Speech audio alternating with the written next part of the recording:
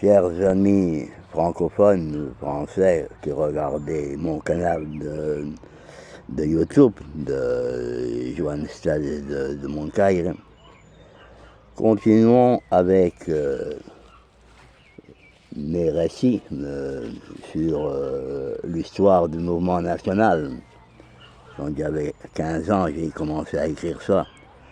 Alors, un autre chapitre que j'avais titulé c'est 18 de julio de 1936, 18 juillet 1936.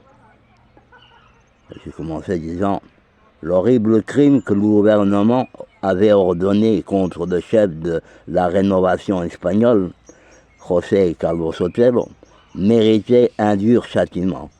Mais comment châtier le gouvernement puisqu'il représentait la même justice? Le 17 juillet 1936, un message venant de Tétouan disait les suivantes paroles. On s'entaxe les suivants mots, mais j'avais écrit suivantes paroles. Les troupes d'Afrique se sont soulevées à 11 h du matin du 17. Dans l'après-midi, le gouvernement téléphone au commandant militaire de Melilla, le général Gomera. Mais c'est le colonel Solans qui répond au Premier ministre de la République et lui annonce que Romerales est son prisonnier. Voyez-vous, c'est pas Romer, c'est Romerales. Casares Quiroga ne veut pas croire que Melilla soit en main ennemie de la République.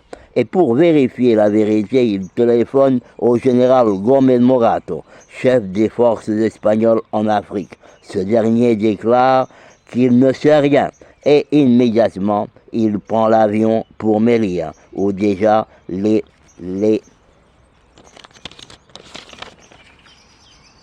légionnaires l'attendent pour le conduire au colonel Solans, lequel lui dit « Général, nous nous sommes soulevés contre le gouvernement et pour l'Espagne. Rendez-vous, Gómez Morato se rend. À Madrid, le gouvernement annonce qu'une partie de l'armée qui représente l'Espagne en Afrique s'est rebellée contre l'autorité légitime de la nation, mais que cette rébellion sera bientôt châtiée. Le 18 juillet à Séville, vers 2 h de l'après-midi, le général Queipo de Llano annonce son adhésion à la révolution.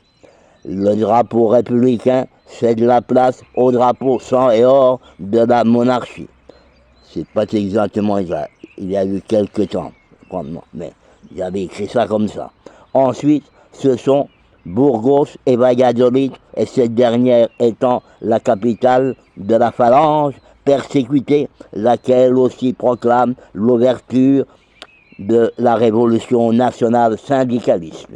Et le 19, c'est le tour de Pamplune, la capitale de la Navarre, qui acclame au général Mola, comme au temps des guerres traditionnalistes, c'est-à-dire des guerres carlistes, entre Don Carlos et la reine Elisabeth II.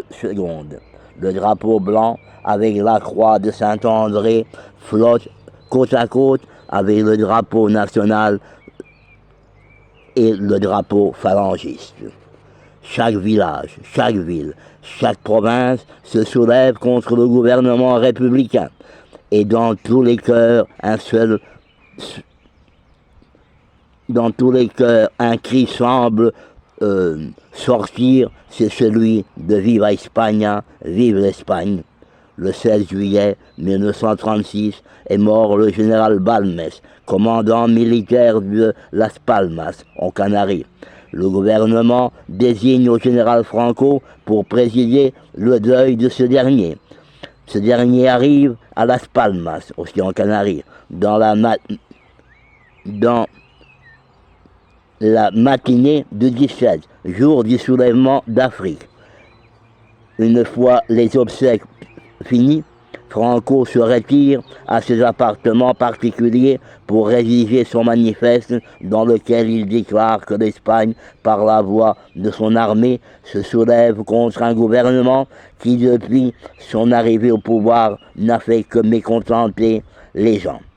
C'est quelques heures plus tard, le général Franco prend l'avion pour Tétouan, où le général Yagüe et les légionnaires l'attendent. Le général Yagüe salue en disant « Toi qui tant de fois les as conduits à la victoire, conduis-les à nouveau au triomphe pour l'honneur de l'Espagne. » Dans le salon du Haut-Commissariat se réunissent les officiers réguliers, légionnaires, les indigènes qui pleurent en entendant le langage du général Franco, qui disait « Nous arrivons au moment dans lequel nous avions honte d'être espagnols et de porter cet uniforme qui était notre honneur, notre orgueil et notre patrimoine spirituel. » Ensuite, devant la radio de Tétouan, le général Franco déclare « Prenant possession dans Tétouan du commandement patriotique de cette armée, j'envoie à toutes les forces loyales avec la patrie mon plus cordial salut. Vous pouvez vous enorgueillir d'être espagnol. » À Madrid, Azaña, le président de la République, se sent préoccupé et il écrit à Casares Quiroga qui essaye de le tranquilliser en disant que Franco se trouvait dans les Canaries. Ainsi, à l'histoire de ce mouvement patriotique espagnol s'unissait l'histoire d'un homme à qui le peuple avait mis sa confiance. C'était le général Franco. C'est une partie de cet exact. Bon, note. Le 18 juillet est considéré comme le jour du soulèvement, parce que c'est ce jour-là que dans la matinée, avant la levée du soleil, le général Franco recevait le message du colonel Solans, 3h45. La phalange avait décidé de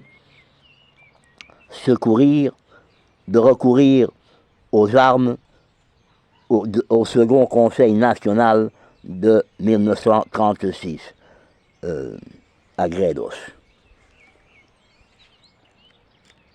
Il y a beaucoup d'erreurs de syntaxe, je le sais, mais personne n'est là que je parle français avec accent français, chose que pas mal d'Espagnols me reprochent encore.